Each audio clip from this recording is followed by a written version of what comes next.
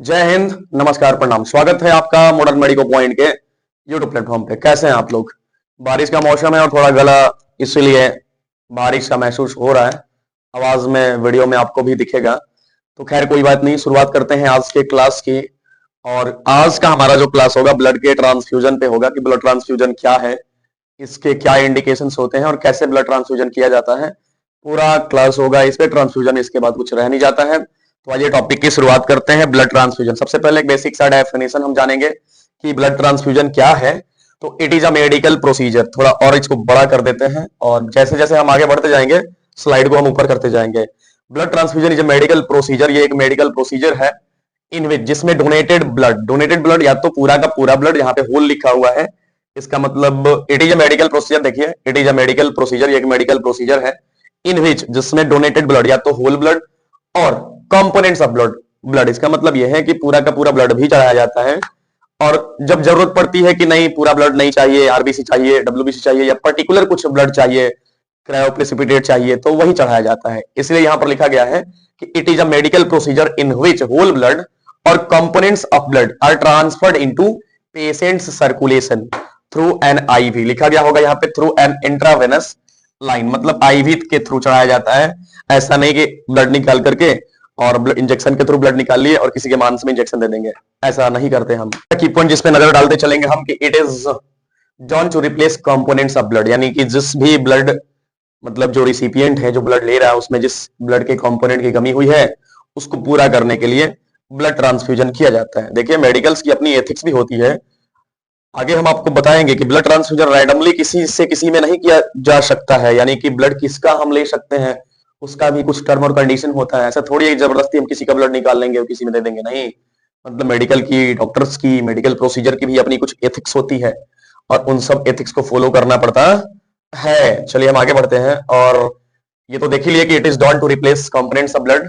हाँ, बात करते हैं इंडिकेशंस। इंडिकेशन का मतलब कब कब ब्लड ट्रांसफ्यूजन किया जा सकता है। इंडिकेशन की बात कर रहे हैं, थोड़ा सा इसको पहले हटा देते हैं। Indication of blood, acute blood loss, अगर मतलब किसी पर्सन में ट्रामा हो गया, कोई सर्जरी हो रही है, कहीं एक्सीडेंट वगैरह हो गया या सर्जरी हो रही है, या गैस्ट्रो इंटेस्टाइनल ब्लीडिंग, मतलब आपको पता है कि जीआईटी संबंधित कई सारी बीमारियां होती हैं जिसमें ब्लीडिंग होने लगती है। एक तो पाइल्स की समस्या है या फिर आते सूज जाती है, कोलाइटिस वगैरह हो जाता है, मतलब जीआईटी ब्लीडिंग आप समझ रहे हैं। तो इन तीनों केस में ब्लड ट्रांसफ्यूजन की जरूरत पड़ती है ना। ट्रामा हो, सर्जरी हो, गैस्ट्रोइंटेस्टाइनल ब्लीडिंग हो तो, या हिमेटोलॉजिकल कंडीशन क्या हो सकता है, जैसे severe anaemia, plastic anaemia, sickle cell anaemia, thalassaemia वगैरह का केस हो। या फिर बात करें कोagulation डिसऑर्डर की, अभी हम बात कर रहे हैं कि कब कब ट्रांसफ्यूजन की जरूरत पड़ती है।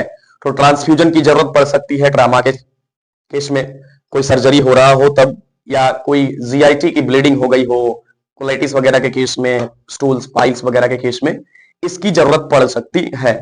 बात करते हैं और हिमेटोलॉजिकल कंडीशन क्या हो सकता है। कोई एनीमिया हो गई है, पर्टिकुलर एनीमिया है, खून की कमी है, तो उसमें ट्रांसफ्यूजन किया जा सकता है। एनीमिया में जैसे प्लास्टिक एनीमिया है, सिकल सेल एनीमिया है, थैलेसीमिया वगैरह का केस होता है। बात करते हैं कोagulation डिसऑर्डर की, मतलब अगर कोagulation डिसऑर्डर है, ब्लड की क्लॉटिंग में कोई दिक्कत है, पर्टिकुलर कंपोनेंट नहीं है या क्लॉटिंग फैक्टर नहीं है, तो उसमें भी ब्लड का ट्रांसफ्यूजन किया जाता है। जैसे हीमोफीलिया है, डीआईसी है, डिसेमिनेटेड इंट्रावस्कुलर कोagulation एक होता है ना। इसमें मल्टीपल क्लॉटिंग बन जाती है जिसको हम माइक्रोफिम्बरी बोलते हैं, और अल्टीमेटली ये क्या करता है, ऑर्गन डैमेज, सीवियर ब्लीडिंग करता है, ठीक है ना।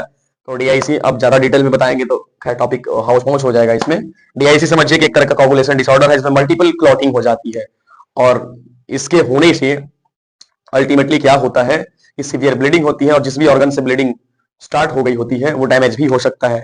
या लीवर फेलियर का केस, लीवर फेलियर के केस में आपको पता है कि लीवर कई तरह के कोagulation फैक्टर को बनाता है, क्लॉटिंग फैक्टर को बनाता है। अगर लीवर फेल हो गया है तो पर्टिकुलर क्लॉटिंग फैक्टर की कमी हो जाएगी, तो उस केस में ब्लड का ट्रांसफ्यूजन करके उस क्लॉटिंग फैक्टर के कमी को पूरा किया जाता है। तो these all are the situations, indications of blood transfusion, ये सारे केस हैं जिसमें ब्लड ट्रांसफ्यूजन किया जाता है। स्लाइड को आगे बढ़ाते हैं और जानते हैं और क्या क्या चीजें हैं। और हमारे पास दूसरा स्लाइड जो है, हाँ देखेंगे हम, है ना, टाइप्स ऑफ ब्लड डोनेशन की, यानी कि ब्लड डोनेशन कितने टाइप का हो सकता है। अगर हम डोनर के बेस पे बात करें कि डोनर कितने टाइप का होता है, तो एक होता है autologous donation. Autologous blood donation होता है और इस तरह के डोनर को हम ऑटोलोगर ऑटोलोगस डोनर बोलते हैं। देखिए, जब जब का मतलब जब, है ना, कोई पर्सन अपना ही ब्लड देता है अपने ही में चढ़ाने के लिए। अब सवाल है कि अपना ही ब्लड क्यों देगा अपने में चढ़ाने के लिए? मान लीजिए हम और आप में से कोई सर्जरी करा रहा है और पता है कि सर्जरी के दौरान ब्लीडिंग होगी और हमारे अंदर खून की कमी होनी ही होनी है, तो हम कुछ दिन पहले ही, ठीक है ना, लगभग 20 से 25 दिन, 5 वीक पहले, हालांकि इस बात को हम आगे बताएंगे, है ना, अपना ब्लड हम निकाल करके स्टोर करने के लिए दे देते हैं और फिर सर्जरी के बाद वही ब्लड हमारे में चढ़ाया जाता है। देखिए, person donates own blood before planned surgery. अगर कोई सर्जरी हम कराने वाले हैं तो उसके पहले हम ब्लड अपना स्टोर करवा लेते हैं। तो इस तरह के डोनेशन को हम ऑटोलोगस डोनेशन बोलते हैं और इस तरह का डोनर ऑटोलोगस ब्लड डोनर कहा जाता है ना। देखिए, ब्लड स्टोर 5 वीक्स बिफोर, है ना, इस बात को हालांकि आगे फिर हम बताएंगे, 5 सप्ताह पहले इसको लेकर के स्टोर कर लिया जाता है। दूसरे की बात करें तो दूसरा है डेजिग्नेटेड। डेजिग्नेटेड का मतलब डायरेक्टेड ब्लड डोनेशन। अगर हम किसी पर्टिकुलर पर्सन को अगर हम अपना ब्लड देना चाहते हैं तो हमारा एम डायरेक्टेड है कि हम इसी को ब्लड देना चाहते हैं, तो इसको हम डेजिग्नेटेड या डायरेक्टेड ब्लड डोनेशन कहते हैं, है ना। वो मतलब पर्टिकुलर पर्सन हमारा रिलेटिव या हमारा दोस्त कोई हो सकता है ना। देखो भाई, साफ लिखा गया है कि donor gives blood for a specific person. वो फैमिली मेंबर हो सकता है या कोई पर्टिकुलर गहरा मित्र हो सकता है। रैंडमली हम किसी को ब्लड नहीं देंगे, तो इस तरह के डोनेशन को हम डेजिग्नेटेड या डायरेक्टेड ब्लड डोनेशन कहते हैं। क्लियर है? आगे बढ़ते हैं। इस स्लाइड को अब अगर आप स्क्रीनशॉट लेना चाहें तो ले सकते हैं, है ना। अब आगे बढ़ते हैं। अगला स्लाइड हमारा है, हाँ, वॉल्यूंटरी ब्लड डोनेशन क्या होता है? जब कोई भी पर्सन अपना ब्लड डोनेट करता है और उसके बदले कोई पेमेंट की मांग नहीं करता है, विलिंगली अपना ब्लड डोनेट करता है, तो इसे हम वॉल्यूंटरी ब्लड डोनेशन कहते हैं। साफ लिखा गया है, when a person donates his or her blood willingly without taking payment. कोई पेमेंट नहीं लेता है, blood donated willingly without any payment, तो इसको हम क्या बोलते हैं? वॉल्यूंटरी ब्लड डोनेशन कहते हैं। और लास्ट है ब्लड सैल्वेज। हालांकि ये कोई अलग टाइप नहीं है, एक टेक्निक है जिसमें क्या किया जाता है, जैसे कोई पर्सन है, सर्जरी हो रही है, सर्जरी के दौरान उसकी ब्लीडिंग हो रही है, तो सारा ब्लड को कलेक्ट कर लिया जाएगा, उसको प्रोसेस किया जाएगा, फिल्टर किया जाएगा और फिर उसी ब्लड को उसी पर्सन में री इन्फ्यूज कर दिया जाता है। इस टेक्निक को हम क्या बोलते हैं? इस टेक्निक को हम ब्लड सैल्वेज कहते हैं। साफ देखो लिखा गया है, it is a technique where patients blood, it is a technique where patients blood during surgery और ट्रामा क्या कर लिया जाता है? इज कलेक्टेड, प्रोसेस्ड, कलेक्ट किया जाता है, प्रोसेस किया जाता है, फिल्टर करके फिर उसी पर्सन में री इन्फ्यूज कर दिया जाता है and re infused back into the same person. इसको हम क्या कहते हैं? ब्लड सैल्वेज कहते हैं। ऑल्सो कॉल्ड इंट्रा ऑपरेटिव, ध्यान से देखना है, इसको हम इंट्रा ऑपरेटिव सेल सैल्वेज या ऑटोलोगस ट्रांसफ्यूजन भी कहते हैं। ब्लड सैल्वेज को इंट्रा ऑपरेटिव सेल सैल्वेज या ऑटोलोगस ट्रांसफ्यूजन भी कहते हैं। स्लाइड को आगे बढ़ाते हैं, आते हैं हम अगले स्लाइड पे और ऑटोलोगस डोनर के बारे में कुछ बेसिक सी बातें। बात यह है, ध्यान से देखेंगे कि donation of own blood before a scheduled procedure, यानी अपने ही ब्लड का डोनेशन हम करते हैं। एक शेड्यूल प्रोसीजर है, मतलब यह है कि कोई प्लान सर्जरी हमारा होने वाला है, सर्जरी होने वाला है, उसका हम प्लान पहले से बना रखे हैं कि अब हमको सर्जरी करा लेनी चाहिए, तो उसके लिए हम अपना ब्लड स्टोर करा लेते हैं और फिर सर्जरी के बाद अपना ही ब्लड अपने में री इन्फ्यूज करा लेंगे, ठीक है ना। दूसरी बात यह ध्यान देना है कि before 5 weeks of procedure blood is collected and store, है ना। जब प्रोसीजर होने वाला है उससे 5 सप्ताह, लगभग 5 सप्ताह पहले ब्लड इज कलेक्टेड, उसको कलेक्ट कर लिया जाता है और फिर स्टोर कर लिया जाता है। छोटा सा की पॉइंट देख लेते हैं, काफी इंपॉर्टेंट की पॉइंट है, क्वेश्चन इससे बनते रहा है, बन सकता है। ऑटोलोगस ब्लड डोनेशन छूट गया, यहां पे लिख देते हैं autologous blood donation. Autologous blood donation does not occur in the person suffering from lymphoma और ल्यूकेमिया। अगर कोई पर्सन लिम्फोमा और या ल्यूकेमिया दोनों ही ब्लड कैंसर संबंधित बीमारियां हैं से सफर कर रहा है, तो फिर वो ऑटोलोगस ब्लड डोनर नहीं बन सकता है। मतलब ऑटोलोगस ब्लड डोनेशन उस पर्सन के लिए नहीं हो सकता। ये बात यहाँ पे लिखी गई है। अब इसके बाद आगे हम स्लाइड को बढ़ाते हैं। ये ऑटोलोगस ब्लड डोनर के बारे में बात थी और अब हम बात करेंगे इसके बारे में, किसके बारे में? वॉल्यूंटरी ब्लड डोनेशन हो गया, ऑटोलोगस हो गया, ब्लड सैल्वेज के बारे में देख लेते हैं एक बार। छोटी छोटी बातें हैं जो आपको हम सबको ध्यान रखना चाहिए, it is a type of autologous blood donation, मतलब ब्लड सैल्वेज भी एक तरह का ऑटोलोगस ब्लड डोनेशन ही है, क्योंकि देखिए अपना ही ब्लड अपने में री इन्फ्यूज किया जा रहा है। हाँ, ये एक मेडिकल प्रोसीजर के साथ साथ एक टेक्निक भी है, जिसमें सर्जरी के दौरान, अभी तो मैंने पहले ही बताया, सर्जरी के दौरान जो ब्लीडिंग हो रही होती है, ब्लड को कलेक्ट कर लिया जाता है, प्रोसेस किया जाता है, फिल्टर किया जाता है, और फिर उसी भी पर्सन में री इन्फ्यूज कर दिया जाता है। तो भाई मेरे है तो ये ऑटोलोगस ब्लड डोनेशन ही ना। हाँ, ये बात अलग है कि प्लांट नहीं है, पहले नहीं कराया जाता है। दूसरी बात यह है कि it involve suctioning of blood, है ना। संक्शनिंग ऑफ ब्लड का मतलब ब्लड को कहां से संक्शन किया जाता है, निकाला जाता है, ज्वाइंट कैविटी से, क्लोज कैविटी से, ट्रॉमा साइट से, जहां पे ट्रॉमा हुआ हुआ है उस साइट से निकाला जाता है। साफ लिखा गया है, it involve suctioning of blood from, कहां कहां से, यानी कलेक्शन ऑफ शेडेड ब्लड कहां से कलेक्ट किया जाता है, सर्जिकल साइट से, ट्रामा जहां हुआ है उस साइट से, ज्वाइंट कैविटी से, या कोई भी क्लोज कैविटी से ब्लड का संक्शन किया जाता है। It has been written in this line, है ना। After the collection of blood, blood collect करने के बाद लेबोरेटरी में इसको भेज दिया जाता है फिल्टर करने के लिए, है ना। साफ कुछ लिखा गया है कि after the collection of blood, collect करने के बाद blood is sent to the laboratory, blood को सेंड कर दिया जाता है लेबोरेटरी में, जहां पर, है ना, टिश्यू डेब्रिस का मतलब यह है कि ब्लड में जितने डेड टिश्यू होते हैं उनको निकाल दिया जाता है, एंड ब्लड इज प्यूरिफाइड, और ब्लड को क्या किया जाता है, प्यूरिफाइड किया जाता है। ये बात लिखी गई है ब्लड सैल्वेज में। तो ब्लड सैल्वेज के बारे में जो बातें आपको बताई कि एक टेक्निक है, पहली बात तो ध्यान देना ही है, ये एक तरह का ऑटोलोगस ब्लड डोनेशन ही है। इसमें सर्जिकल साइट से, ज्वाइंट कैविटी से, क्लोज कैविटी से, ट्रामा साइट से ब्लड का संक्शनिंग किया जाता है। इस बात का आपको, हमको भी ध्यान रखना है। चलिए भाई मेरे स्लाइड को आगे बढ़ाते हैं, और अगले स्लाइड पे हम देख रहे हैं types of blood component. Blood component की बात करते हैं जो ट्रांसफ्यूज किया जाता है। तो ब्लड कंपोनेंट में हम या तो होल ब्लड ट्रांसफ्यूज कर सकते हैं, या PRBC, packed red blood cell का ट्रांसफ्यूजन किया जाता है, ट्रांसफ्यूजन किया जाता है प्लेटलेट्स का, डब्ल्यूबीसी का, फ्रेश फ्रोजन प्लाज्मा का, या क्रायोप्रेसिपिटेट का। फ्रेश फ्रोजन प्लाज्मा और क्रायोप्रेसिपिटेट के बारे में या तो आप जानते होंगे पहले से, नहीं तो हम इसमें आपको बताएंगे, ठीक है ना।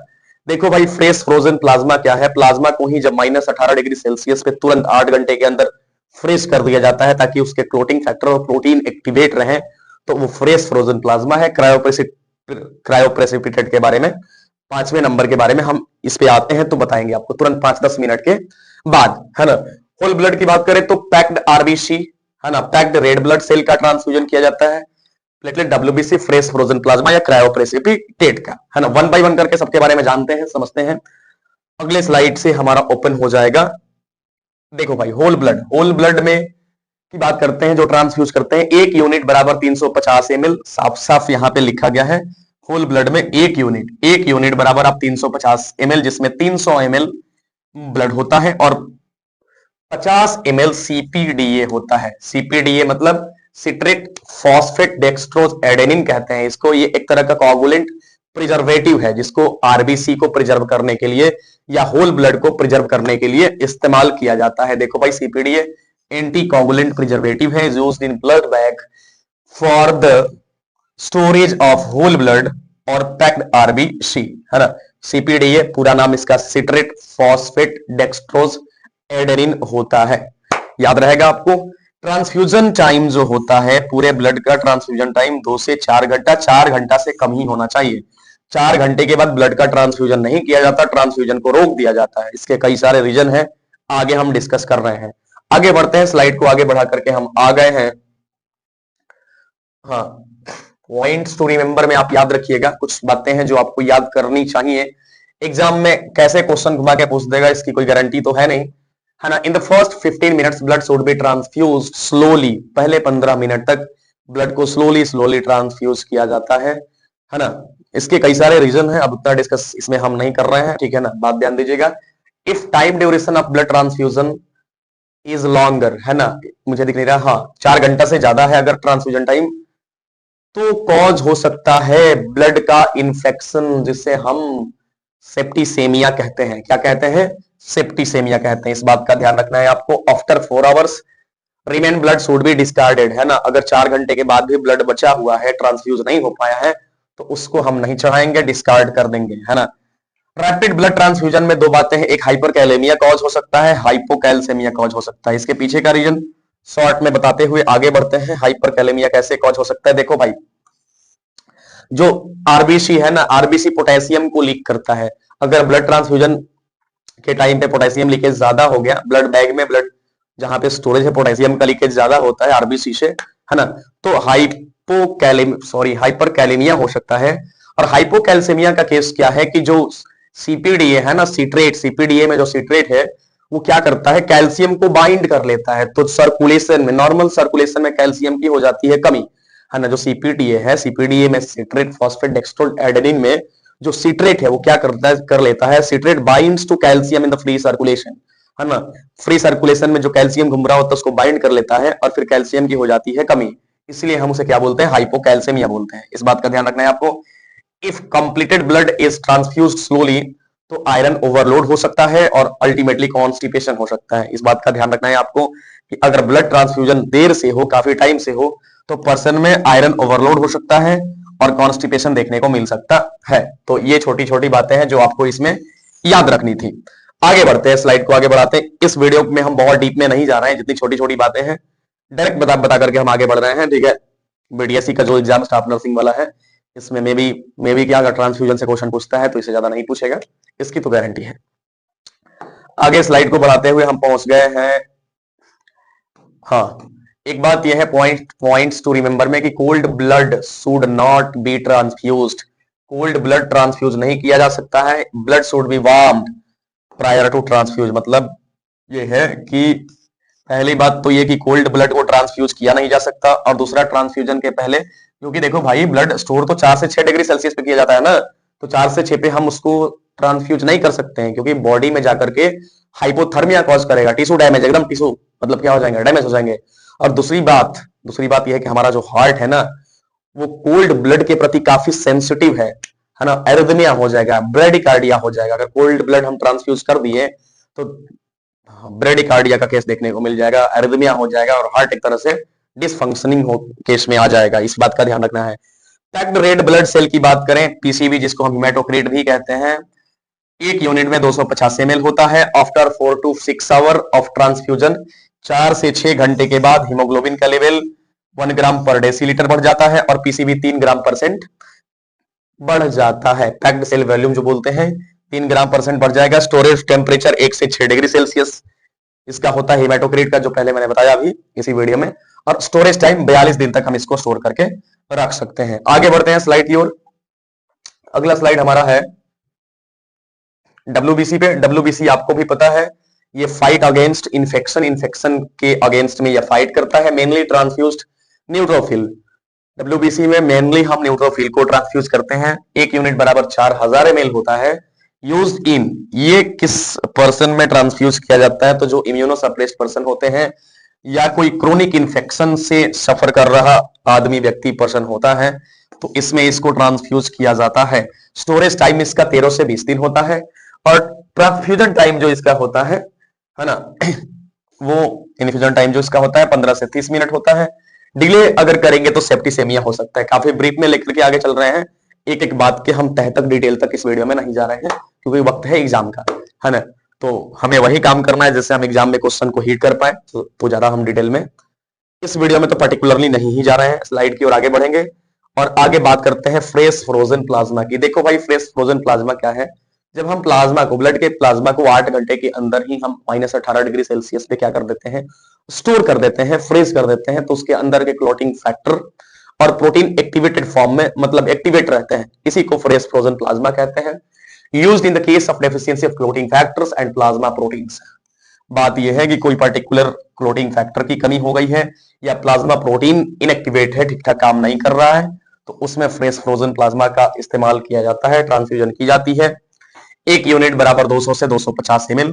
बात कर लेते हैं इसके स्टोरेज टाइमिंग की। तो अगर हम -30 डिग्री सेल्सियस पे स्टोर करके रखते हैं इसको, तो हम 1 साल तक, और -60 डिग्री सेल्सियस के टेम्परेचर पर 2 साल तक फ्रेश फ्रोजन प्लाज्मा स्टोर करके रखा जा सकता है। ट्रांसफ्यूजन टाइम जो इसकी होती है 15 से 30 मिनट होती है। स्लाइड को आगे बढ़ाते हैं और क्रायोप्रेसिपिटेट के बारे में देख लेते हैं। इसके स्लाइड, मतलब इस स्लाइड के बाद आगे आ गए। Cryoprecipitate factor prepare from fresh frozen plasma to replace clotting factor 8 and fibrinogen. ध्यान से सुनिएगा, क्रायोप्रेसिपिटेट क्या है आसान तरीके से समझिए।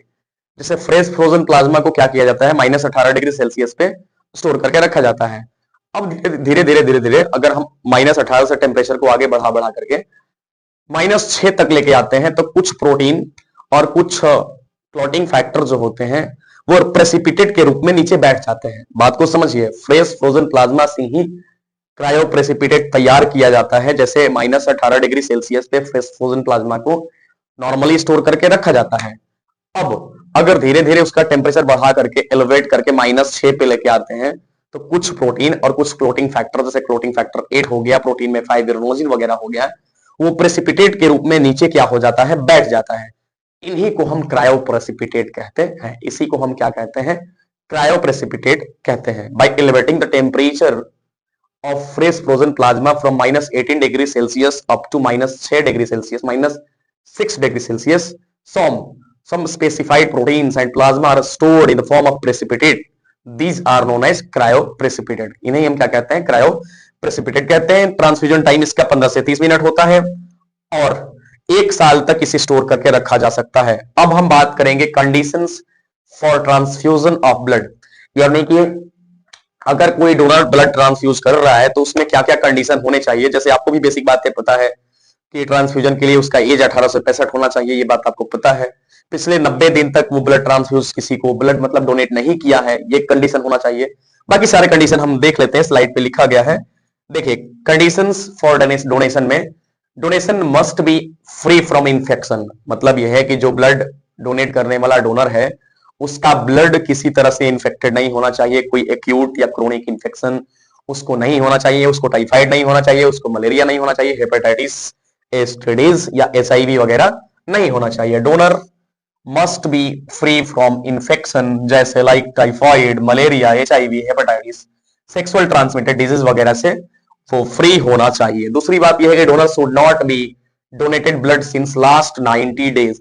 डोनर 90 दिन तक अगर किसी को ब्लड दिया है तो एथिक्स ये कहती है कि उसका ब्लड नहीं लेना है, क्योंकि अल्टीमेटली उसमें भी तो ब्लड की कमी नहीं होनी चाहिए। मान लीजिए कि हम ब्लड दे रहे हैं दूसरे को ठीक होने के लिए और हमारे में ब्लड की कमी हो गई है कि नहीं, तो ये बातें भी मेडिकल एथिक्स से सही नहीं है। और एज ऑफ डोनर जो डोनर का एज है वो 18 to 65 ईयर्स होना चाहिए। बात करते हैं हीमोग्लोबिन लेवल का, तो हीमोग्लोबिन लेवल डोनर का 12 मिलीग्राम पर डेसीलीटर से ज्यादा होना चाहिए। मेरी आवाज आज क्लियर नहीं आ पा रही होगी, बार बार हम कोशिश कर रहे हैं कि साफ बोले, लेकिन ये गला जो है ना, गला शैतान इस तरह से बैठ गया कि मुझे बोलने ही नहीं दे रहा है। इन्फेक्शन बोलते हैं ना, मतलब ये थ्रोट इन्फेक्शन, बारिश में भीग गए तो इन्फेक्शन, क्या करें भाई, अब ये तो बीमारी है तो है। RIM रिटेन इन मेमोरी में 2-3 बातें आपको याद रखनी है। Sweet drink days should be given to the donor after blood transfusion. Blood transfusion के बाद डोनर को स्वीट ड्रिंक, मीठा थोड़ा सा जिसमें ग्लूकोज, डेक्सट्रोज वगैरह हो, देना चाहिए। दूसरी बात यह है कि 18G कैनुला से क्या किया जाता है, ब्लड का ट्रांसफ्यूजन किया जाता है। तो ब्लड ट्रांसफ्यूजन के बारे में सारी बातें जिससे क्वेश्चन आ सकता है, आप क्वेश्चन को हीट कर सकते हैं। पूरा हुआ, ये पूरा होल वीडियो था ब्लड ट्रांसफ्यूजन पे।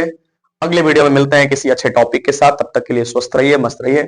हमारे चैनल को सब्सक्राइब, फॉलो करते रहिए, इससे हमको मोटिवेशन मिलती है और आगे वीडियो बनाने के लिए हम तैयार होते हैं। यही हमारा एनर्जी है, यही हमारा फ्यूल है।